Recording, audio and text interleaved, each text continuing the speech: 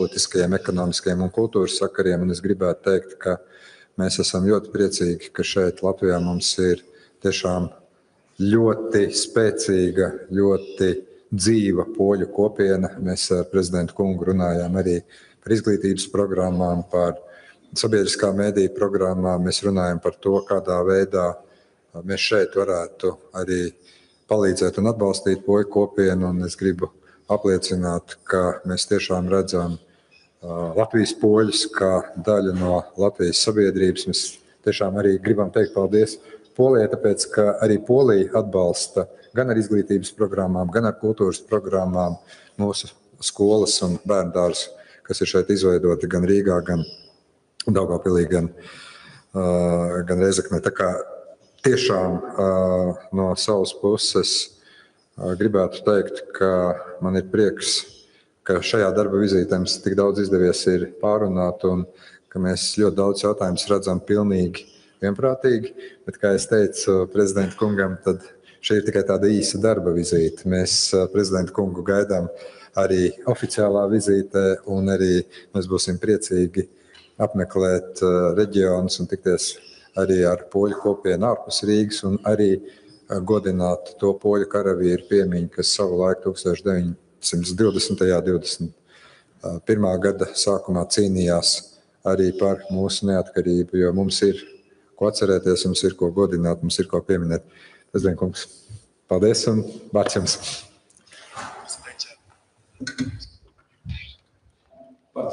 Liels paldies, godātais prezidenta kungs. Liels dāmas un kungi. Skatoties uz Latvijas-Polijas attiecībām, nav šaubu. Šobrīd mums ir liels gods un prieks būt Rīgā, Latvijā, kā Polijas prezidents pie Polijas draugiem mēs esam. Ir ļoti spēcīgas šīs attiecības, un tas ir ne tikai vēsturiski, tas ir ļoti svarīgi, jo es esmu vēsturnieks pēc profesijas, un tāpēc apzinos, ka 1920. gadā arī ar poļu karavīru palīdzību izdevās visu šo reģionu, gan Poliju, gan Latviju, no padomju agresijas izglābt un uzbrukuma. Un ja mēs skatāmies uz mūsu vēsturi, Otrā pasaules karā un pēc 45. gada, kad atkal šī te Polijas neatkarība un Latvijas neatkarība atņēma padomju iebrucēji. Mēs redzam, ka jau šis vēsturiskais pamats no vienas puses un no otras puses mūsu kopīgie mērķi, kas ir mums un mūsu cieņa pret Eiroatlantiskās kopienas, ir mūsu neatkarības mērķis un mūsu drošība, mūsu iesaistība infrastruktūras projektos. Polija un Latvija vienkārši mēs visās šajās tēmās mēs esam kopā. Un kopā mēs prezentējam tās pašas vērtības. Tāpēc liels paldies prezidenta kungs Rīmeņš par šo ielūgumu. Un es gribētu teikt, ka es tiekos ar prezidentu kungu visbiežāk tiekos, kopš esmu Polijas prezidents. Un tas nav mūsu pirmā tikšanās un nav mūsu pēdējā tikšanās, jo mēs dažādos formātos esam Ņujorkā tikušies, Varšavā, Tallinā, un tagad mēs tiekamies Rīgā. Un šī mūsu tikšanās, kā jau teica, apstiprina šo sadarbību starp Poliju un Latviju daudzās jomās un formātos, kas mums ir svarīgi.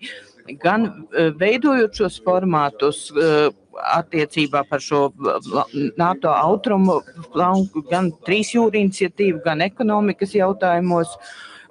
Un šī te atbildība par NATO austrumu flanku ir arī Polijas atbildība. Un vislabākais piemērs un simbols, kā jūs prezidenta kungs teica, ir šie poļu karavīri ārdažu bāzē. Un man būs liels gods un prieks viņus apmeklēt. Tur ir vairāk kā 300 poļu karavīri, un par ko jau es teicu, mēs esam kopā, un tā ir mūsu kopīga atbildība. Mēs runājam ar prezidentu kungu par infrastruktūras jautājumu, par Via Baltica, par Rail Baltiku. Tie ir jautājumi, kur ir nepieciešama mūsu kopīga iesaistīšanās gan Polijai, gan Baltijas valstīm. Visvairāk mēs runājām tieši, protams, par drošības jautājumiem, kas parāda, cik liela atbildība Vidus Eiropas un Austrum Eiropas valstīm un Baltijas valstīm, gan Polijai, cik mēs ņemam lielu atbildību uz sevi. Mēs attiecībā pret visas Eiropas drošību ir tātad šie 5% Polijas aizsardzībai, un es ļoti priecājos šo Latvijas lēmumu, ka būs šie 5% arī Latvijas koprodukta novirzīt aizsardzībai. Tas parāda, ka gan Polija, gan Latvija, tās ir valstis, kas nevis sagaida atbalstu, bet uzņemās atbildību. Mēs sniedzam drošību. Un mēs apzināmies, ka investējot mūsu kopīgajā drošībā šobrīd 21. gadsimtā ir obligāta. Drošība un infrastruktūra, tie bija divas galvenās tēmas, par kurām mēs runājām. Un tas ir atbildība, ko mēs dalām kopā ar Baltijas valstīm, ar Skandināvijas valstīm, jo ir šī kopīgā Baltijas jūra. Un es ielūdzu prezidentu kungu tieši uz tādu tikšanos, Baltijas jūras drošības tikšanās. Un prezidenta kungs apstiprināja, ka piedalīsies, un mēs runāsim arī par šo te lielo Polijas panākumu, kur bija poļi smagi strādāja 30 gadus, un tagad tas ir novērtēts, un Polija ir ielūgta šajā prestižajā G20 grupā. Un mēs gribam konsultēties, protams, kā jau prezidents kungs teica, diskutēt, jo mēs jūtam atbildību arī par visu reģionu, arī ar mūsu partneriem no Baltijas valstīm. Un mēs daudz runājam arī par elektroenerģijas jautājumiem un Eiropas Savienības jautājumiem, kas ir ļoti satraucoši. Par ekoloģiskiem jautājumiem, par enerģijas jautājumiem, arī par šo te panākumu, kur Baltijas valstis tika pieslēgtas Eiropas energotīklī, mēs arī par to runājām, un mēs apzināmies, ka mums vēl ir reģionā ļoti daudz, kas ir jāizdara. Mēs arī skārām jautājumus par Polijas un Baltijas jautājumiem, kas skar mūs abus. Tas ir par hibrīdu kāru, vai šis spiediens uz mūsu robežām no Baltkrievijas puses, kas saistās arī ar kopējo apdraudējumu sajūtu, ko rada šī Krievijas hibrīda apdraudojums.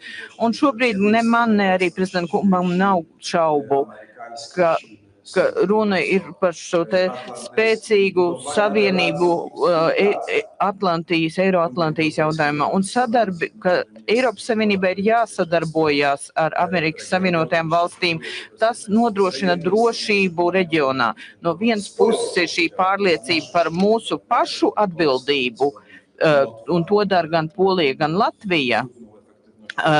Vienlīdz efektīvi, bet arī mēs piekrītam prezidenta kungam, ka Amerikas Savienotajām valstīm viņu klātbūtne, viņu karaspēku klātbūtne garantē šo te mūsu reģiona drošību. Mēs, protams, runājam arī par ekonomiskajām attiecībām, par šīm te tirdzniecības apgrozījumus sasniedz jau 3 miljārdus eiro gadā, un es ļoti priecājos, ka Polija ir svarīgāko Latvijas tirdzniecības partneru vidū 3. vietā eksporta ziņā, un tas ir jautājums, kas skar arī poļu uzņēmējus. Es ļoti gribēju pateikt paldies prezidenta kungam, Edvarda Rinkeviča kungam, par skaidru deklarāciju attiecībā par poļu mazākumtautību, par Latvijas poļiem. Mēs runājām par Naš Glos raidījumu un par poļu valodas mācīšanu latviešu skolām, un prezidenta kungs ļoti atvērti uzklausīja, jo viņam ir ļoti atvērts skatījums uz mūsu valstu attiecībām, un viņš deklarēja, ka šie 45,000 Latvijas poļi var rēķināties ar prezidenta kunga atbalstu, un es par to ļoti priecājos. Un, ja mēs runājam par to, par poļu ārzemēs ir vairāk kā 20 miljoni. Un mēs esam 40 miljoni ir pašā Polijā un ap 20 ir ārpus Polijas. Un tāpēc poļu prezidenta ir jābūt arī šīm te ārpus Polijas dzīvojušo poļu balsī. Un tāpēc es ļoti priecājos, kad prezidenta kungs saprot šo te manu misiju. Liels paldies! Mums vēl ir daudz darāmā. Mēs esam daudz arī izdarījuši, bet Polija un Latvija paliek par sabiedrotajiem un par draugiem uz nākamajām 10 gadiem. Paldies! Ines Trenča ziņu aģentūra Leta. Jautājums abiem prezidentiem.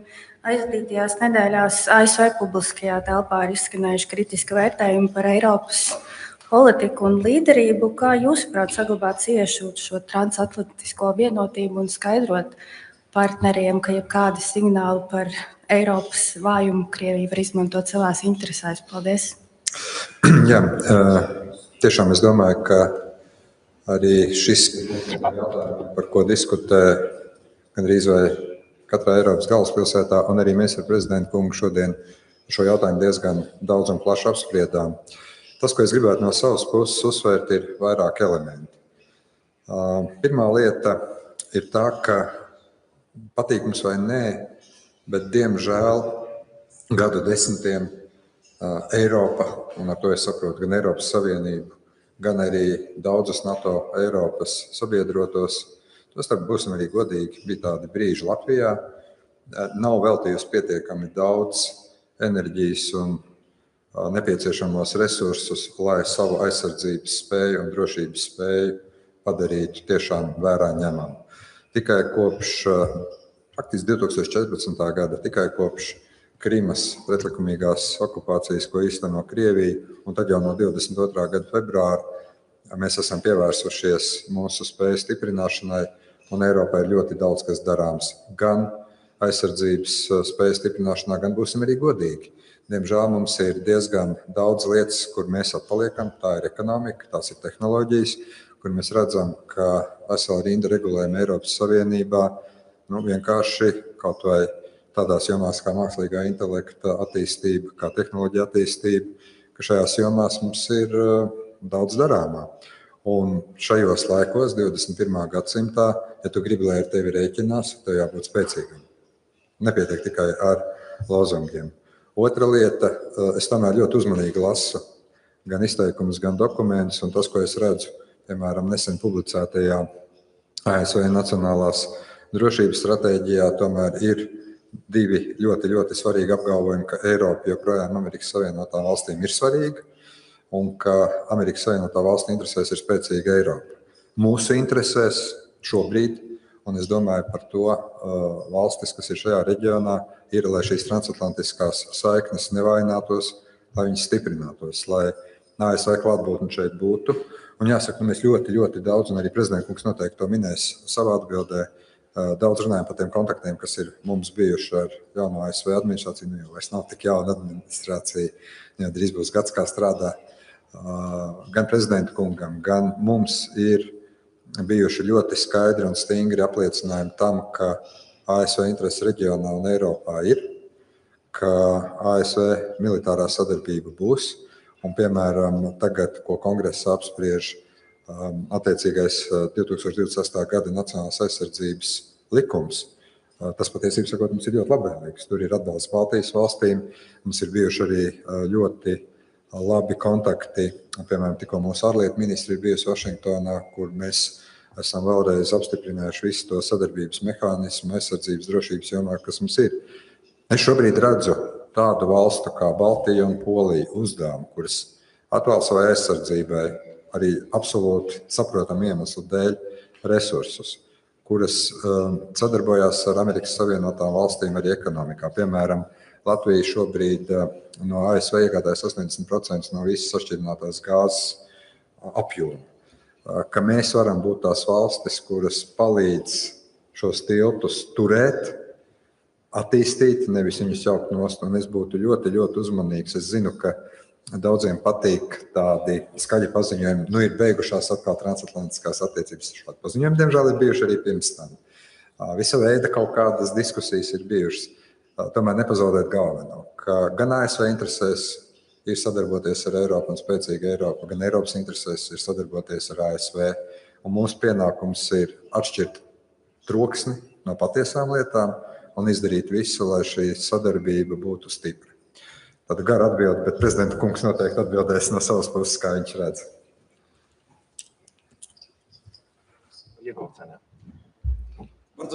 Liels paldies, redaktors kundze, par šo jautājumu. Tas ir pamatjautājums. Tas ir jautājums par Eiropas Savienības līderiem un Rietumvalstu līderiem. Kur mēs šobrīd atrodamies kā Eiropa, kā Eiropas Savienība? Un jūs zinat, ka es atbalstu Eiropas Savienību tam, ka Polija ir Eiropas, un tikai tad, kad Amerikas prezidents Donalds Trumps pateica tā, lai Eiropas Savienība saprasta, jo centrāla Eiropas valstis jau daudzus gadus par to runā, ka ir šī krīze un hauss, ka Eiropa nodarbojās ne ar tām lietām, kas ir vissvarīgākās, tādas kā, piemēram, mūsu reģiona drošība. Un tāpēc Austrum un centrālās Eiropas līdz galam saprotās ar Eiropas, jo mēs esam blakus agresīvai neoimperiālai Krievijai, un mēs nodarbojamies ar lietām, kas ir vissvarīgākās, lai Eiropa pastāvētu. Tas šeit, Latvijā, Polijā, Rumānijā sākās Eiropas drošība, un Eiropas Savienība ļoti vilcinājās, lai palielinātu šos budžetus, un tāpēc mēs esam kā piemērs, cik lielu daļu no budžeta velstīt aizsardzībai. Un šeit ir tā, ka amerikāņu stratēģija nevar būt kā pārsteigums nevienam, kurš seko prezidenta Trumpa izteikumus, kas ir runājis ar prezidentu Trumpa kungu, tā kā es to esmu vairāk kārt redzējis. Viņš kā cilvēks, kas uzņemas atbildību,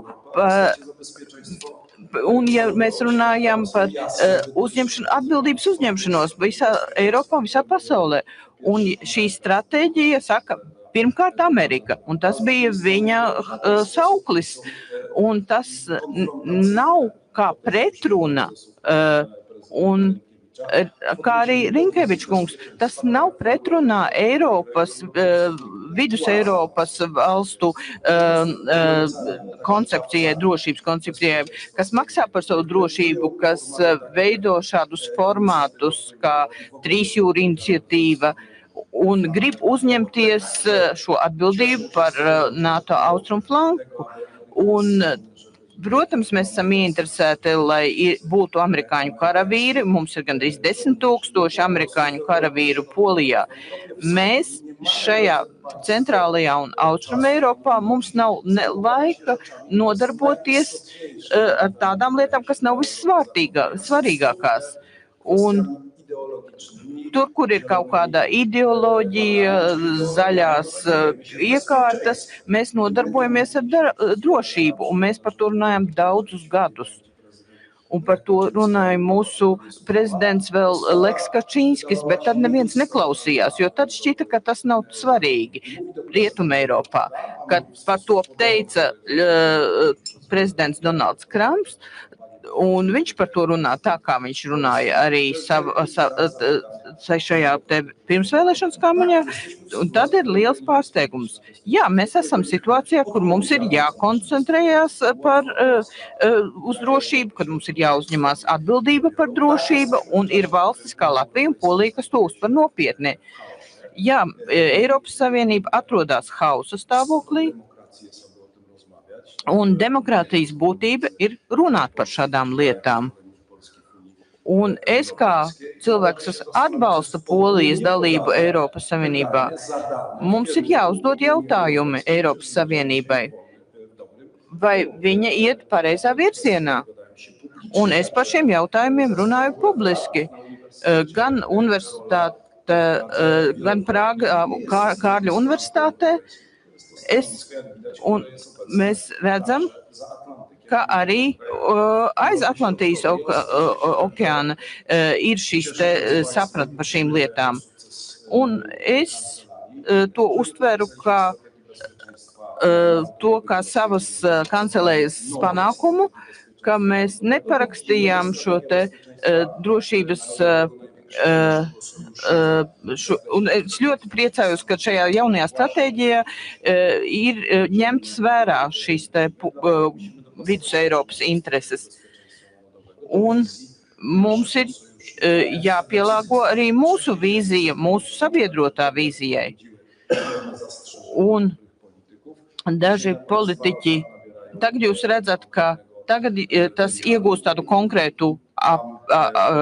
konkrētu veidolu, un mums ir Polija ir droša, un Polijas attiecības ar ASV ir acīm redzami, tur nav jāpārliecina. Es tikai piebildīšu, ka Polijas žurnālisti, mēs negaidījām, lai šī situācija nākamajās nedēļās būtu bez mani ģenerāļi, Polijas kara bija ASV, un mēs dalījāmies ar mūsu partneriem par šo te informāciju, ko mēs zinām par šīm te sarunām par Amerikas drošības stratēģiju, tā, kas bija publiski pieejama. Un mēs, protams, kā prezidenta kancelēja, kungs, mēs gribētu daudz ko uzzināt. Mums ir maz jautājumu. Man ir jautājums, prezidenta kungs, vai jūs zinājāt par šo te procesu, ko šobrīd dara valdība attiecībā uz MiG-29? Vakar vicepremjers Kosinias Kamišs runāja par to, ka prezidenta kancelēja zināja. Un vai Slavamirs Censkevičs, kurš ierosina, ka ir jāsāk iesaukums armijā. Un šeit, kā es zinu, ka Latvijā jau 2 gadus ir šis te obligātais iesaukums. Es pirmais atbildēšu. Ja mēs runājam par šo te, mums pagaidām ir brīvprātīgais dienests, un kas izriet no analīzes un statistikas, mums nav šobrīd liela problēma. Ir ļoti daudz cilvēku, kas vēlās dienēt Polijas armijā. Ir daudz šie te cilvēki, kas uzsāk šo te apmācību un kas vēlās iestāties šajā te brīvprātīgajā dienestā. Ir dažādi šie te modeļi mūsu kaimiņu zemēs, un nav jāizslēdz, ka būs tāda situācija, kad būs nepieciešams atsākt šo te obligāto iesaukumu. Bet kamēr mums ir tik daudz šo te brīvprātīgo, kuri vēlas dienēt un tikt apmācīti, un ir šie te zemesardzes spēki, es šo neizslēdzu. Es nezinu, kā tas izskatīsies nākamos gados, bet šobrīd šis te brīvprātīgās dienests armijā vai zemesardzē nodrošina. Ja runājam par migiem, man ļoti patīk šis te vicepremjeras Košiņaks Kamišs. Mums ir ļoti laba sadarbība. Mēs ar aizsardzības ministriju daudzās lietās mums ir vienādas domas, kas attiecās uz drošību. Bet šeit bija zināma nesaprašanās. Man nebija šāda informācija.